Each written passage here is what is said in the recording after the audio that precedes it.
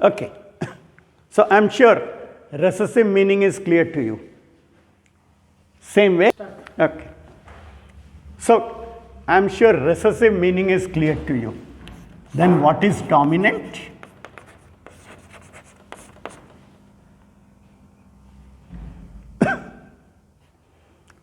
हम कभी भी रेसेसिव या डोमिनेंट हम एक म्यूटेंट को बोलते हैं, ठीक है? So recessive mutation means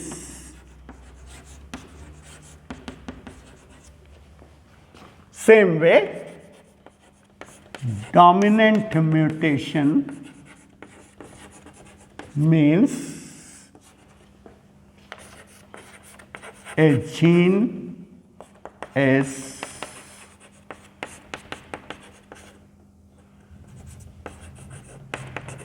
functioning out of turn.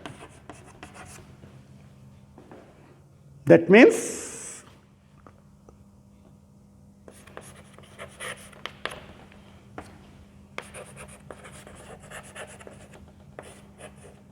at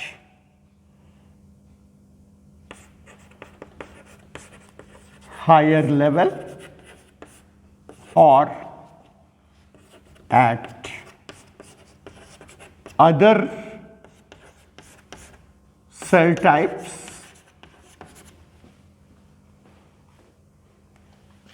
or at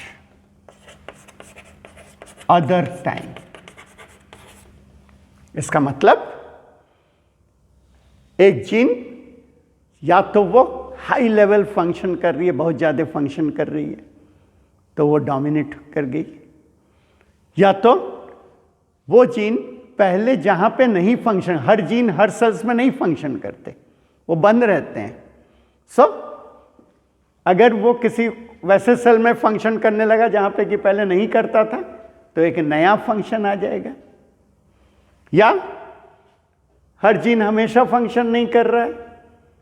जैसे मान लीजिए कोई जीन एम्ब्रियोनिक स्टेज में फंक्शन करता है, एडल्ट में नहीं करता है, अब यहाँ पे ये एडल्ट में भी करने लगा तो उस जीन का एक नया फंक्शन आ जाएगा। सो इसको बोलते हैं गेन ऑफ फंक्शन।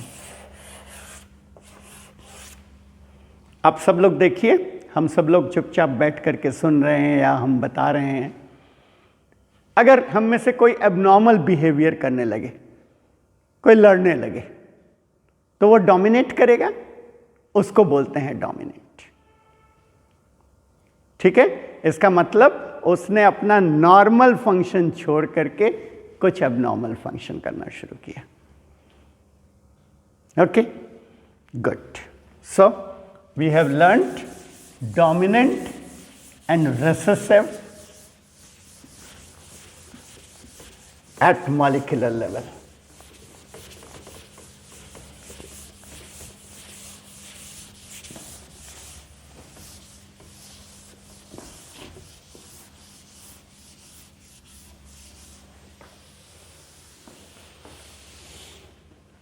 अच्छा, हम लोगों ने एलील के बारे में बात किया तो थोड़ा सा हम लोग बात कर लेते हैं अपने बारे में।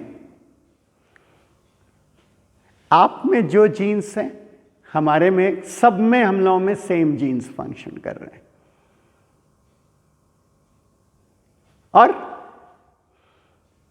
अगर हमारे में दो एलील है, एक जीन का मतलब एक जीन फादर से आया, एक जीन मदर से आया, दोनों जीन एग्जैक्टली सेम फंक्शन नहीं कर रहे हैं, may not be doing same function, इसीलिए हम उसको दो एलील बोल रहे हैं। इसका मतलब आपके पास दो एलील है, आपके पास दो एलील है, आपके पास दो एलील है, आपके पास दो एलील है, आपके पास दो एलील है, जितने लोग हैं सबके पास दो दो एलील है, तो टोटल एलील की संख्या कितनी हो गई? पूरे पॉपुलेशन में अगर आप 60 लोग हो या 80 लोग हो और हमें 81 लोग हैं तो 81 इंटू 2 मतलब 162 एलील्स यहाँ पे हो जाएंगे। पर इतने एलील नहीं होते, हो सकता है किसी एक जीन का 5 एलील हो, 6 एलील हो, 7 एलील हो, बस। इसका मतलब है कि इतना वेरिएशन नहीं है। कि यह क्या कहता है, हम सब लोग रिलेटिव्स हैं। हम सब लोग, जितने लोग क्लास कर रहे हो, हम सब लोग रिलेटिव्स हैं। कोई किसी का मामा है, चाचा है, भैया है, बहन है, मौसी है, इस तरह का रिलेशन है हम सबका। हम लोग इसको हमेशा गौर करें कि हमारे में से किसी को प्रॉब्लम है, हमारे एक रिलेटिव की प्रॉब्लम है, किसी दूसरे की नहीं। हम इतने क्लोज हैं, इसलिए हमारा एलील भी बहुत सिमिलर है। हमारी जो एलील है, हमारी एक एलील हो सकता है आप में से 80 में से हो सकता है 30 में 40 में सेम एलील हो। मेरा दूसरा एलील हो सकता है दूसरे 40-50 में वही एलील हो। तो हम इतने क्लोज रिलेटिव्स हैं। और आप सोच लीजिए कि आप अगर, हमने इसको बहुत क्लोजली देखा है, गया में लोग पिंडदान करने जाते हैं। वहाँ पे अगर कोई जाता है तो वहाँ के जो पंडित लोग होते हैं वो पूछते हैं कहाँ से आए, किस गांव से आए, कौन। आप 1-2 लोगों का नाम बोलिए, वो तुरंत पूरा पेडिग्री आपके सामने रख देते हैं कि आपके फादर ये थे, आपके फोरफादर ये थे, ये थे, ये वो थे। मतलब तुरंत एक पेडिग्री बन जाती है। हमारा कितना साल पुराना हमारा कल्चर है, मोहनजोदड़ो 5000 साल सिर्फ पुराना है। उसके बाद ही तो हम सब लोग आए हैं, या पॉपुलेशन उसके बाद इंक्रीज किया। उस समय 1-2 लोग हुआ करते थे। कितने जनरेशन गए होंगे उतने दिनों में, 5000 साल में? 100 जनरेशन, 150 जनरेशन गया होगा। 150 जनरेशन में पहले फ्यूअर लोग थे।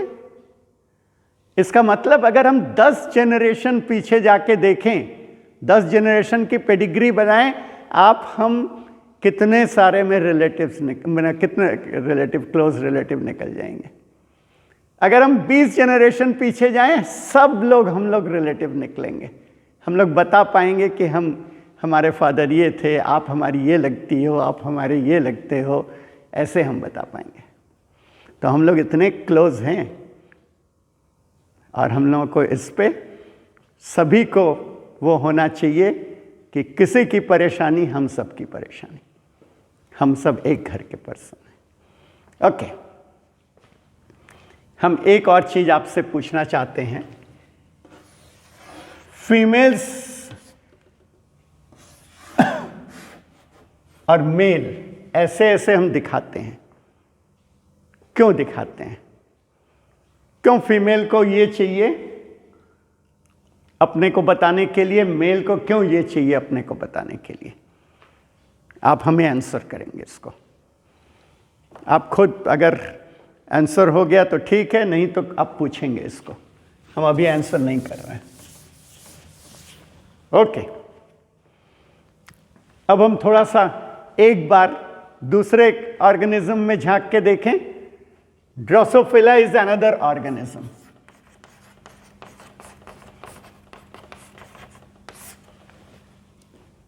जिसमें सेक्स डिटर्मिनेशन जिसमें XY सिस्टम है, और हमने कहा कि उसको भी हम एग्जाम्पल लेंगे। क्यों लेंगे एग्जाम्पल? क्योंकि इसमें XX is a female, XY is a male. But यहां पे XO क्या है और यहां पे XXY क्या है? मतलब ये एक X क्रोमोसोम है, इसमें Y क्रोमोसोम नहीं है। इसमें 2 X क्रोमोसोम है, एक Y भी है। क्या सेक्स होगा आप बताइए? अभी चूंकि आपके साथ बात नहीं हो पा रही है, मैं बता रहा हूं, दिस इज ए मेल। उलट गया, मतलब हमने मैमल्स में बताया एक्सो इज ए फीमेल, यहां पे हमने बताया X O is a male. X X Y क्या है? A female. तो हमारा कंक्लूजन क्या निकला?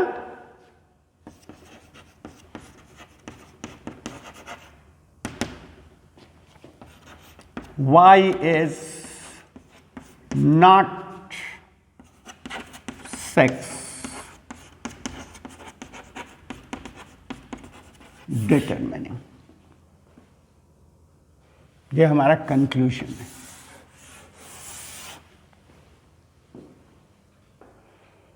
तो ड्रोसोफिला में सेक्स कौन डिटरमिन करता है? X and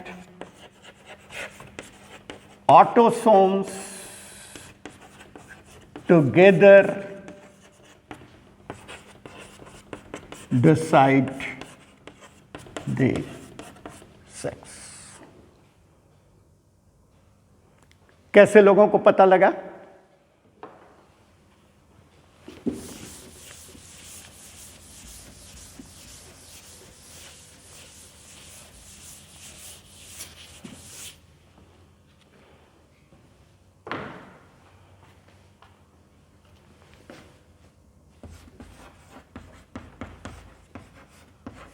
Bridges, the name of a scientist. They had in Drosophila, because this is a simpler organism, not like human, not like other mammals, so here things are more simple. तो यहां पे 10 group of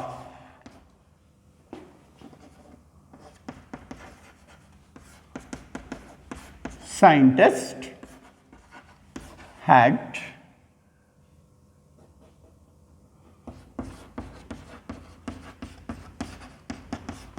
Drosophila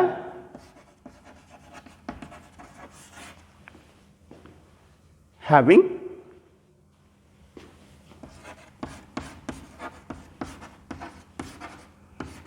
attached X chromosome.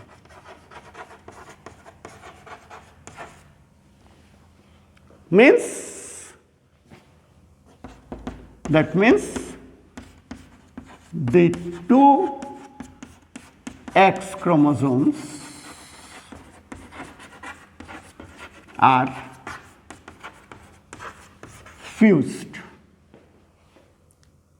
So they will go together in a gamete. So both will move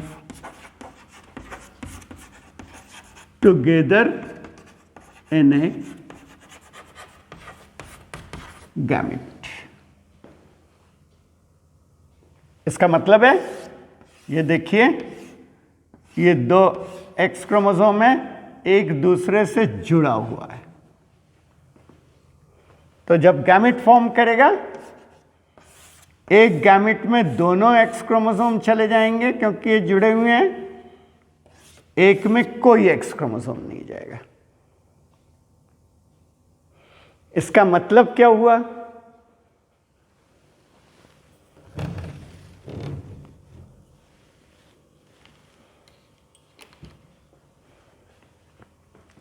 इसका मतलब क्या हुआ?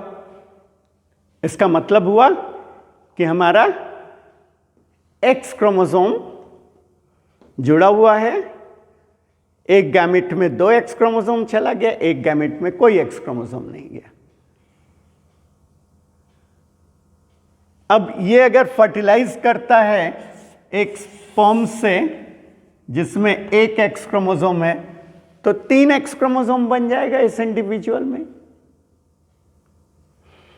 इधर वाला अगर फर्टिलाइज करता है एक एक्स क्रोमोसोम के साथ एक्स क्रोमोसोम, तो 1 एक्स क्रोमोसोम बन जाएगा। इसका मतलब आप अपने मन के हिसाब से वैरी कर सकते हो एक्स क्रोमोसोम का नंबर। ऑल्सो in Drosophila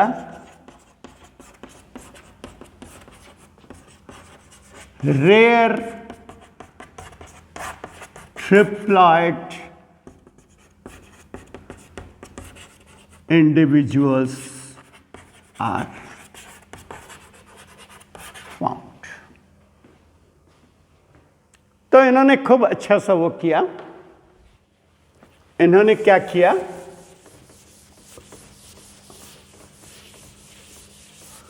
इन्होंने क्रोमोसोम के अलग अलग कॉन्स्टिट्यूशन बना दिए। कैसा कॉन्स्टिट्यूशन?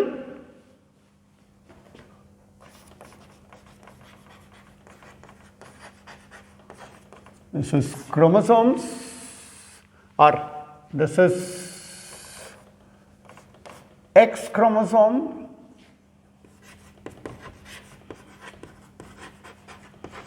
ऑटोसोम सेट and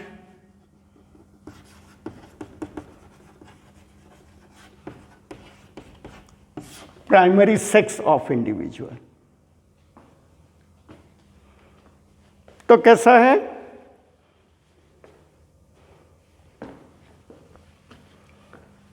अगर मान लीजिए हम इस यहां पे एक और पॉइंट लिखना चाहेंगे।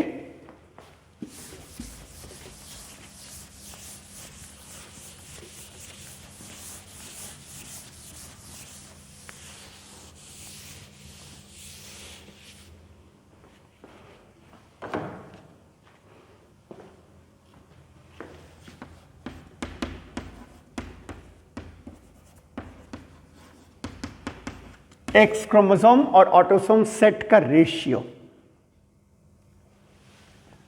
तो मान लीजिए एक इंडिविजुअल है जिसमें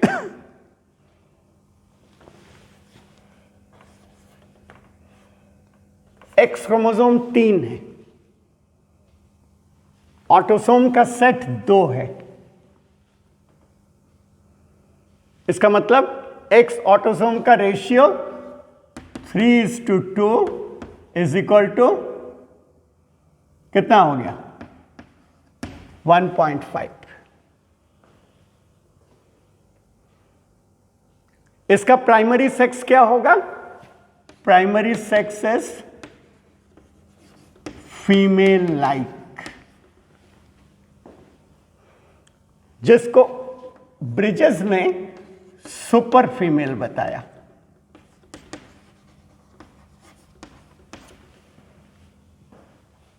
but there is no superiority, इसलिए लेटर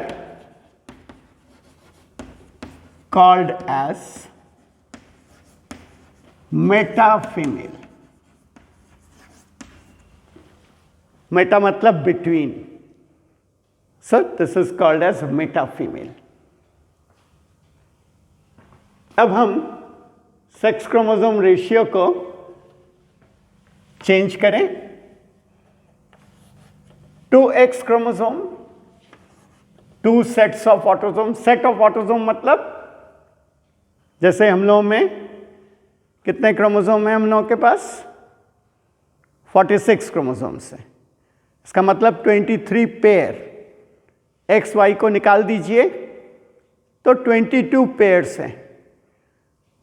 तो मतलब 2 सेट्स ऑफ ऑटोसोम्स हैं। 22 एक सेट है, 22 दूसरा सेट है। ऑटोसोम सेट का मतलब यह है।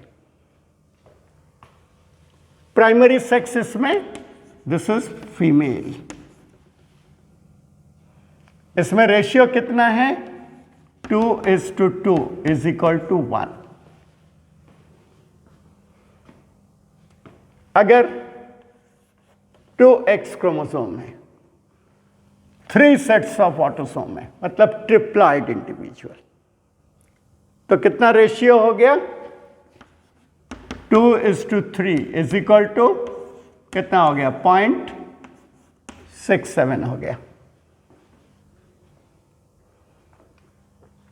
So this is an intersex. Intersex मतलब हिजड़ा, दोनों तरह का सेक्स उसमें है. Then if you have one X chromosome, two sets of autosome, this is a normal male. 1:2 मतलब 0.5 हो गया. Then if you have 1 and 3, so कितना रेशियो हो गया? 1:3 is equal to 0.33. This is male like, जिसको पहले इन लोगों ने सुपर मेल बोला था, but later called as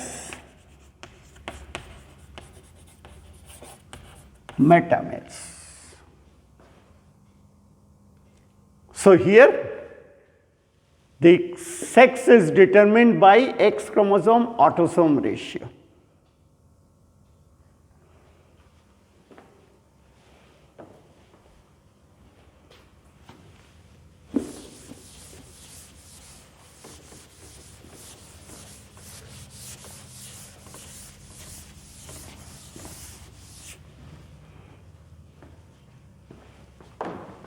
In this also, female 2x, male 1x. y का तो कोई मतलब ही नहीं है अब इसमें, तो you have 2x female 1x mail. तो इससे क्या होता है? इसमें क्या डोसेज कंपेंसेशन, वेदर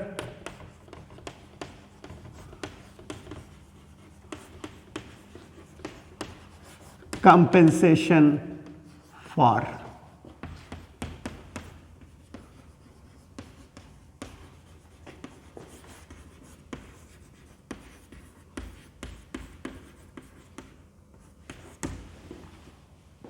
मैमल में हुआ था. मैमल में क्या हुआ था? आपने देखा था मैमल में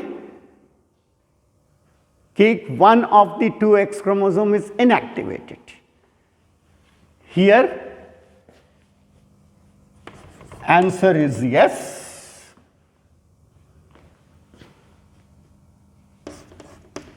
Here, in male,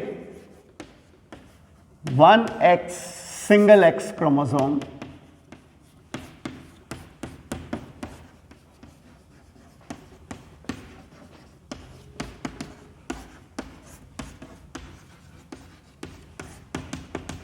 is hyperactive. That means male का एक एक्स क्रोमोसोम डबल एक्टिव है, फीमेल का एक्स क्रोमोसोम नॉर्मल एक्टिव है. तो ये डबल होकर के अपने को कंपनसेट कर लेता है, इसलिए यहां भी डोसेज कंपनसेशन है. So this is about XX XY system.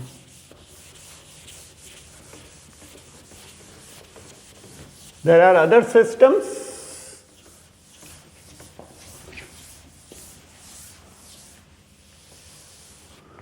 You call it as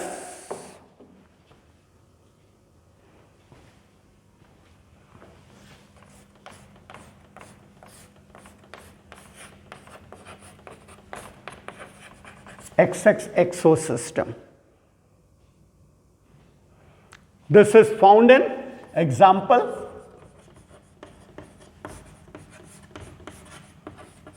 grasshoppers and in many other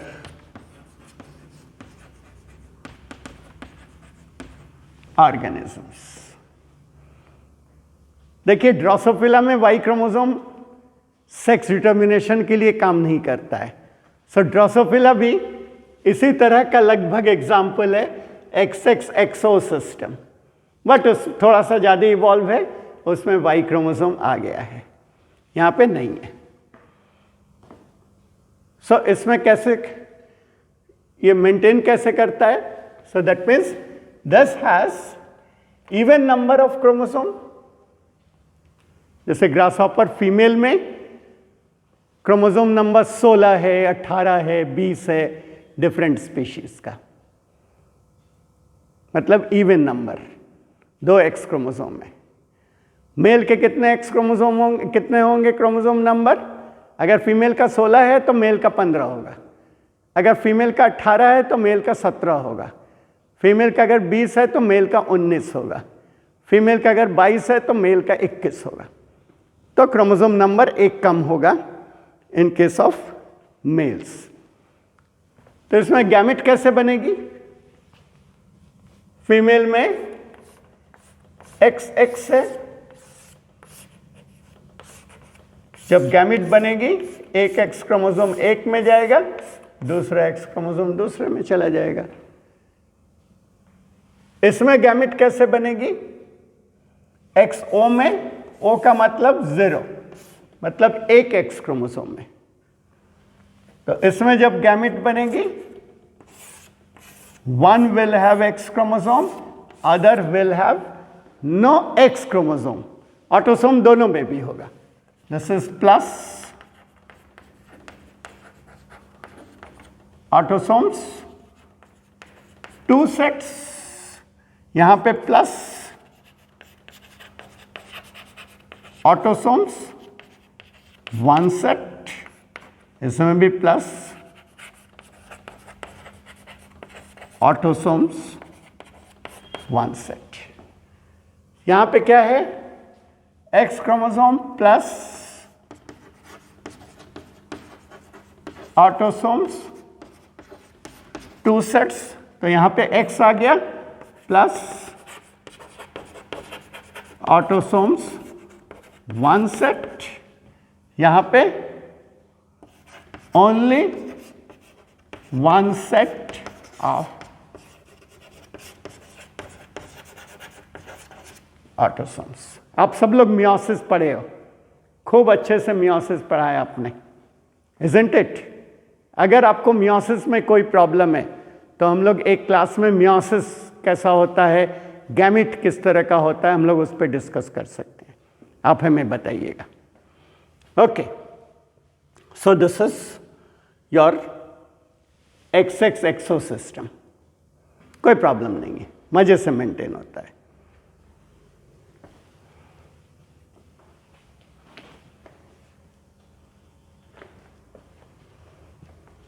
उसी तरह से there are other systems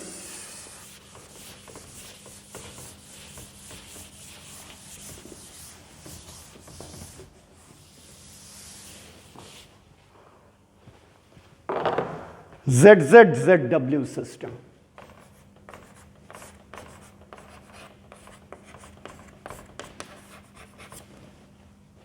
Found in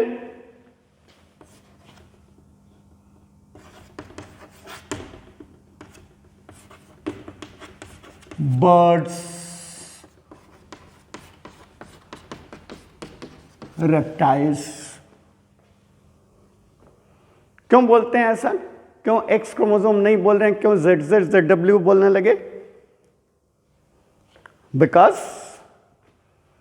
यहां पे ZZ, this is a male, मतलब होमोगैमेटिक सेक्स जिसमें 2 Z chromosome है वो male है, and ZW, this is a female.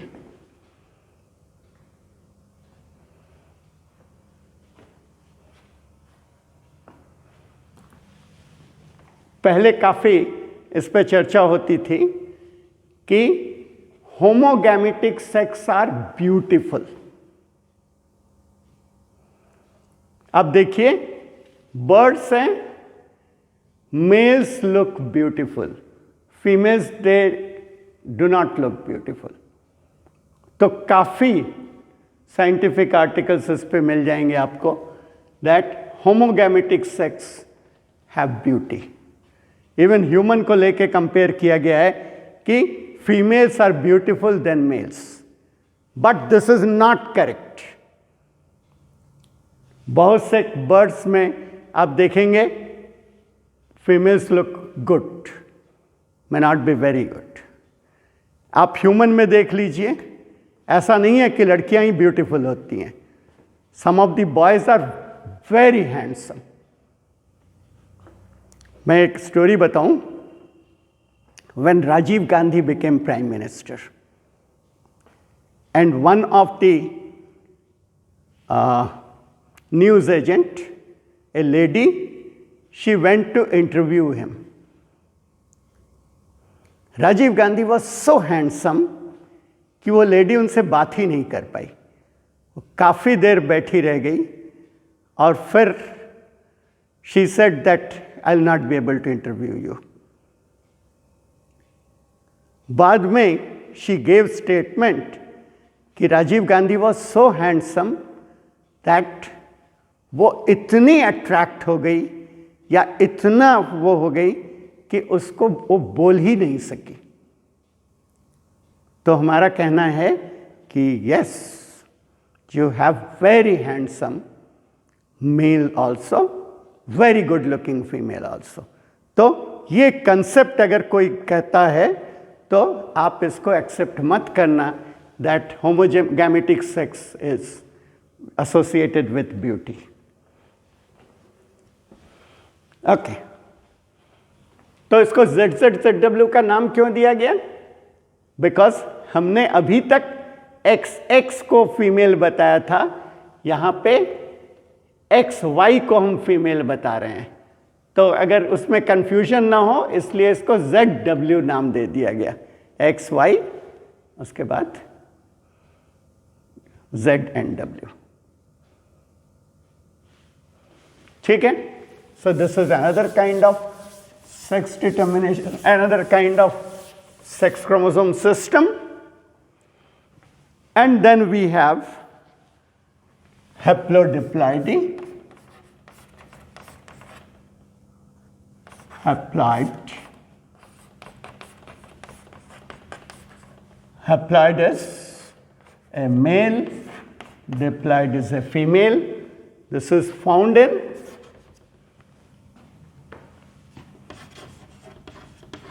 bee, wasp, other social insects. So यहां पे क्या होता है?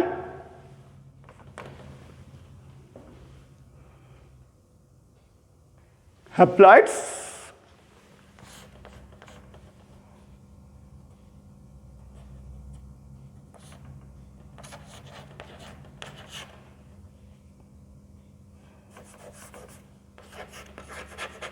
the gametes do not fuse। जैसे फीमेल की गैमेट बनी हुई है। सो हियर लेट अस से ए फीमेल इज डिप्लॉयड, मतलब उसके दो सेट ऑफ क्रोमोसोम में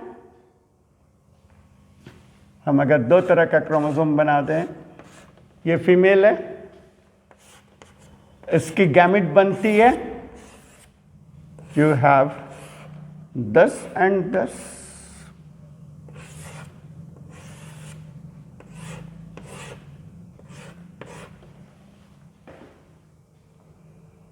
अगर ये फर्टिलाइज नहीं हुआ, no, not fertilized, this is not fertilized, this is fertilized with a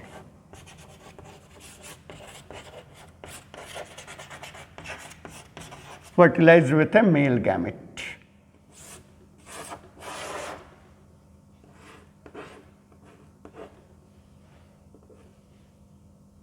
तो इसका रिजल्ट क्या हुआ?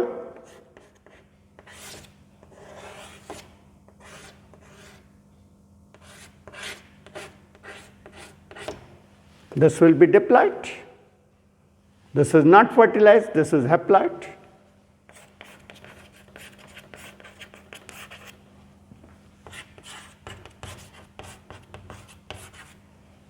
फर्टिलाइजेशन एक ट्रिगर है जिससे डेवलपमेंट शुरू होता है,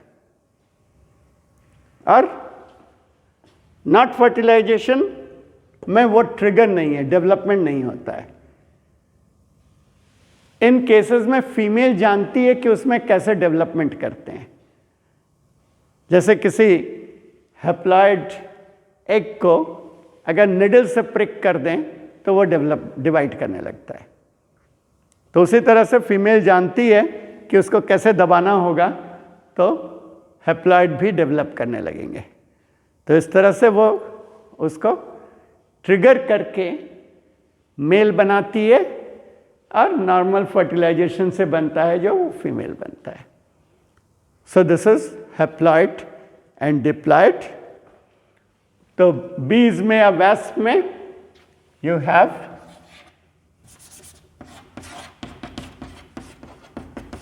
diploid females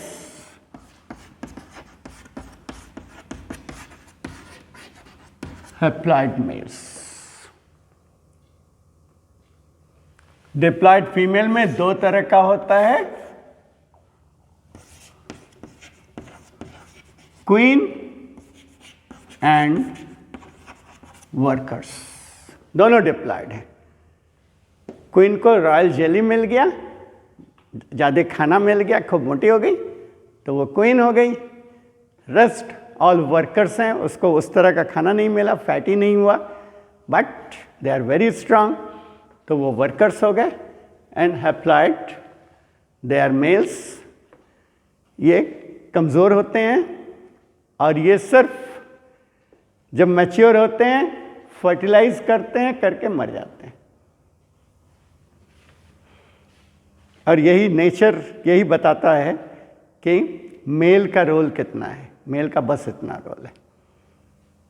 okay, so with this we completed the different types of sex chromosome system.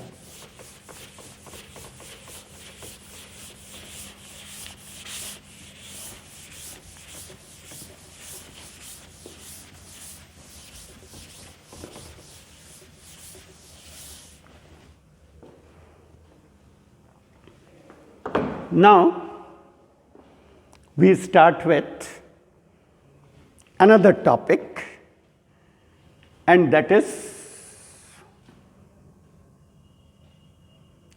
sex.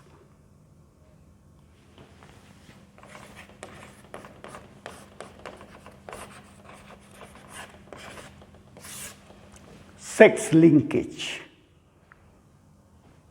आप लोगों ने सबने लिंकेज पढ़ लिया है, मैडम ने पढ़ाया है, और मैडम तो खूब अच्छा पढ़ाती हैं, तो आपने जितने अच्छे से समझा है, हम सोचते हैं कि हमें लिंकेज के बारे में कोई कुछ बताने की ज़रूरत नहीं है। आप लोगों को दो मैडम ने पढ़ाया है, एक पहले छोटी सी मैडम है उन्होंने पढ़ाया है, और उसके बाद प्रोफेसर मधु तपाड़िया ने पढ़ाया है। तो दोनों खूब अच्छे टीचर हैं, इसलिए आप जेनेटिक्स जितना अच्छा उनसे पढ़ेंगे, हम उतना अच्छा आपको नहीं पढ़ा पाएंगे। ओके, तो लिंकेज का मतलब आप लोग पढ़ लिए हैं। लिंकेज मतलब एसोसिएटेड विथ। अभी आपने पढ़ा है, जो लिंकेज आपने पढ़ा है उसमें आपने ये पढ़ा है कि एक क्रोमोसोम में अगर अलग अलग जीन्स हैं उनको हम लिंक्ड बोलते हैं, ये आपने पढ़ा है। हमारा मतलब इससे नहीं है हमारा मतलब है केवल सेक्स क्रोमोसोम से, इसलिए हम सेक्स लिंकेज को थोड़ा डिफरेंट वे में वो करेंगे। मैं हिस्टोरिकली चलूं कि सेक्स लिंकेज डिस्कवर कैसे हुआ। आप सभी ने मॉर्गन का नाम सुना होगा।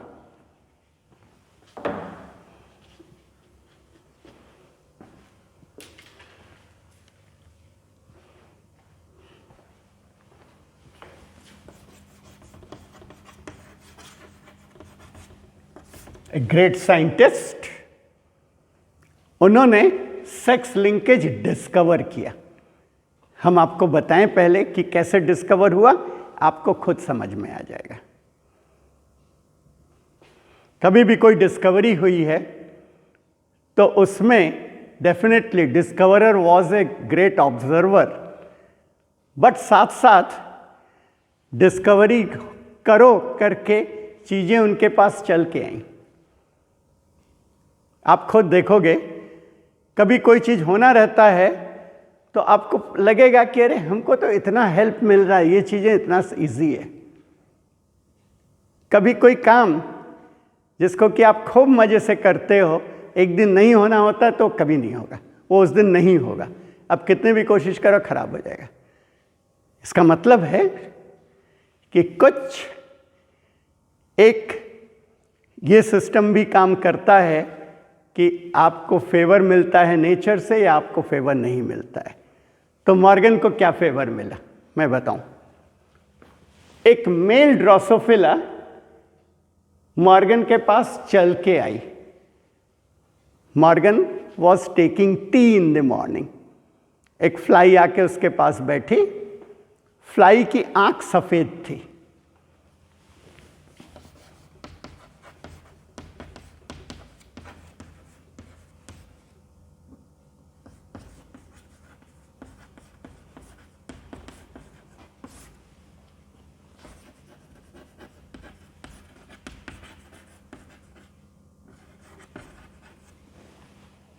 अच्छा, हम लोग ने एक बात नहीं कही, हम चूंकि जेनेटिक्स शुरू नहीं किए इसलिए हमने ये बात नहीं कही, पर अभी हम कह लें पहले।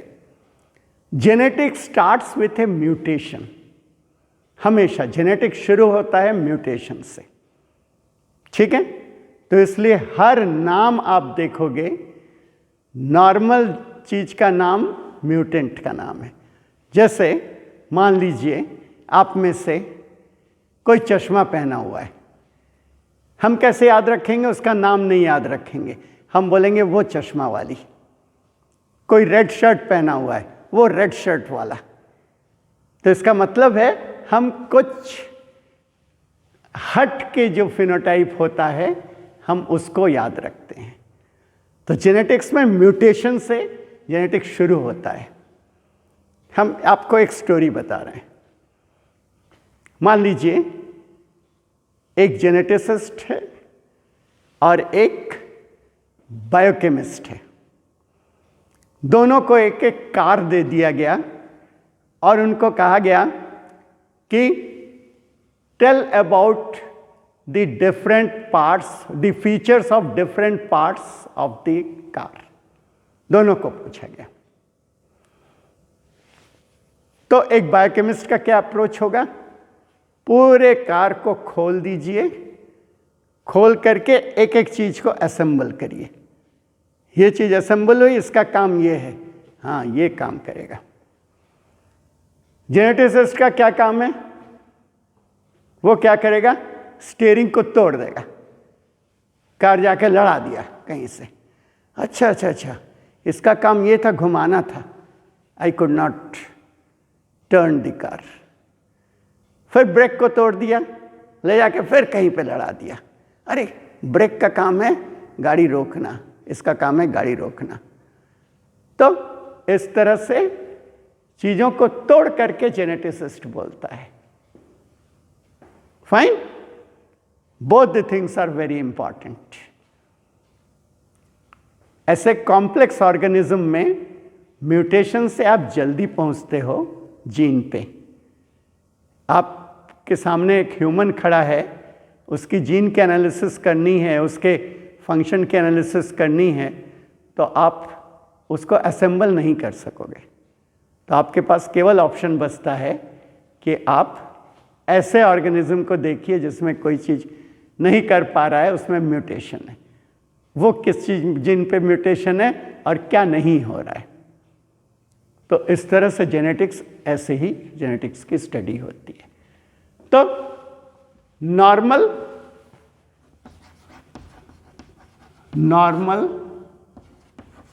आई colour of Drosophila is red. हमेशा कभी जीनस स्पीशीज लिखें तो उनको अंडरलाइन करिएगा।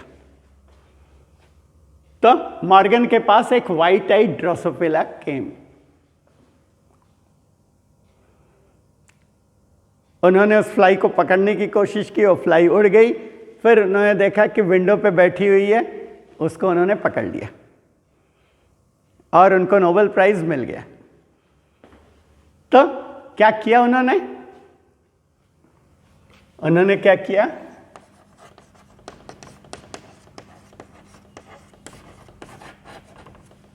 वो कितने लकी थे, एक व्हाइट आइड मेल उनके पास आया। अगर एक व्हाइट आइड फीमेल आ जाती, वो इतनी इजीली